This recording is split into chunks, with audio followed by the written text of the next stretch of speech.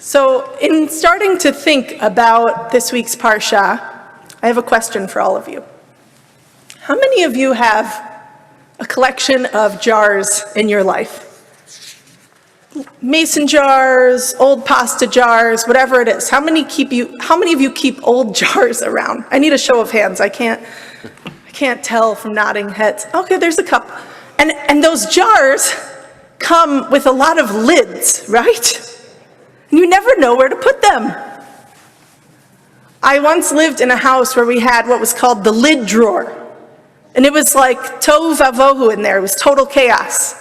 You'd open the lid drawer and you could never find what you were looking for. And it made me crazy. And one day, I was like, I'm going to fix the lid drawer. And I went through and I made little stacks of all of the lids that were the same size. And they were a lot of mason jars, so those have two parts to the lid. So it was like the orderly part and then a little bit of mess back here. And there were dividers that I made in between all the different kinds of lids. And I labeled it little lids, big lids, random lids. And I felt so satisfied and proud of myself that I had finally made order out of the chaos of the lid drawer. And it literally took 2 days for it to become complete and utter mess again. I was very dismayed. And in that moment I said, I'm never fixing the lid drawer again. It just belongs in chaos. I can't do it. It's too much time and effort. I was thinking about this because we often have a misconception about creation. And that is that creation started with a blank slate. And that misconception is actually rooted in the way that the very second line of the book of Bereshit is translated. It said, Va'aretz hayta tohu vavohu, and the land was unformed and void. Unformed and void. Void really evokes this idea of nothingness, of a blank slate. But the word tohu and vohu appear in another place in our Torah, in the book of Jeremiah, the prophet, where he is being told by God that the earth is going to be returned to its primal state. And the primal state is described as tohu vavohu. And it's not nothingness, it's chaos. The origins of our earth, the origins of life, are chaos. And in the book of Bereshit, in the very beginning of our text, God sets about making order out of chaos.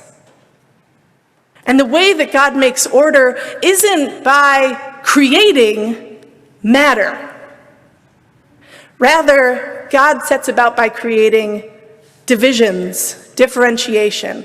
It says that Vayar Elohim et ha'or, and God saw the light, and it was good. Vayavdel Elohim beina or veina choshech, and God divided. Lehavdil, havdalah, that root that we have in our tradition where we talk about separation, that was God's act of creation. The next act of creation, the firmament where the waters are separated, is Yehi rakia b'toch hamayim. Let there be a rakia, this sort of mysterious word, and that will mavdil bein mayim lemayim. That will create a separation, lahavdil, between the waters. Rakia is kind of a mysterious word. It doesn't occur that many times in Torah, but in Bereshit Rabbah it's explained, rakia, the same root comes up in the story of Exodus, when we're told how to create gold plates for the Mishkan.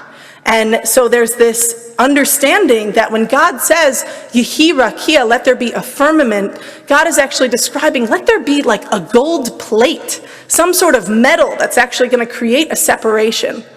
And the reason that we need a gold plate, a physical barrier, is because the chaos that God is trying to hold back is so powerful.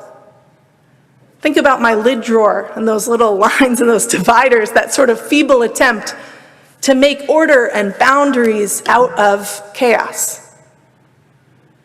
Any imposition of order needs to be maintained.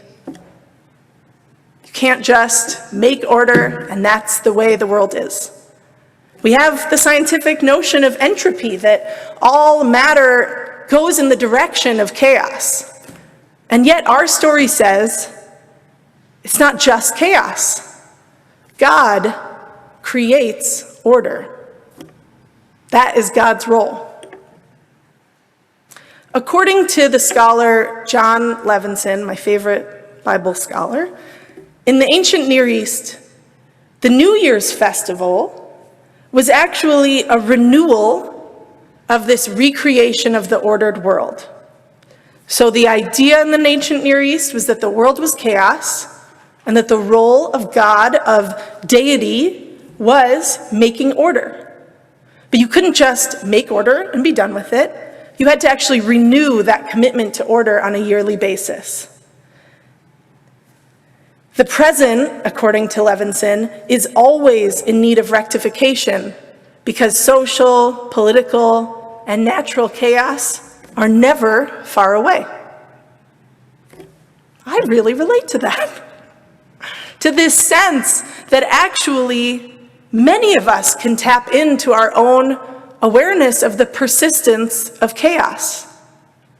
Whether it's in one of the many conversations I've had with congregants over the last many months, that one of their primary experiences of this moment is a sense of a lack of control, i.e. chaos.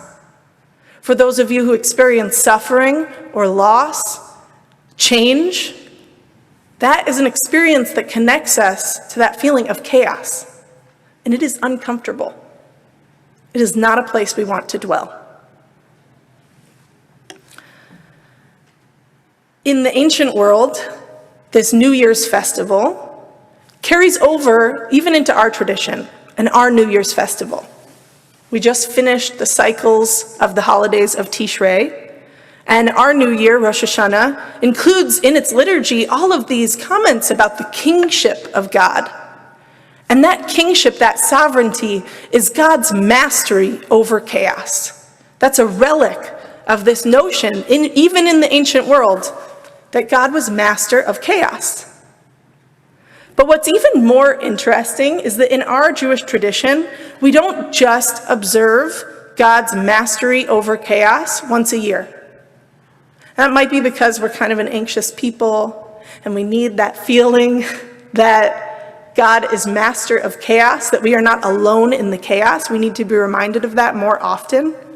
And we have, in Bereshit, the whole system of creation goes 6 days and ends on the 7th, Shabbat, this day of rest. And Shabbat, the day of rest, is all about reasserting God's mastery over chaos. Now, it can feel at times like rest and creation are opposites. I think that's usually how we talk about Shabbat. That Shabbat happens because God took a break from creation, and we too should take a break from creation. But when we think about this theme and this presence of chaos, I actually want to offer that there's something else going on with Shabbat, and there's something else that makes it hard to experience Shabbat.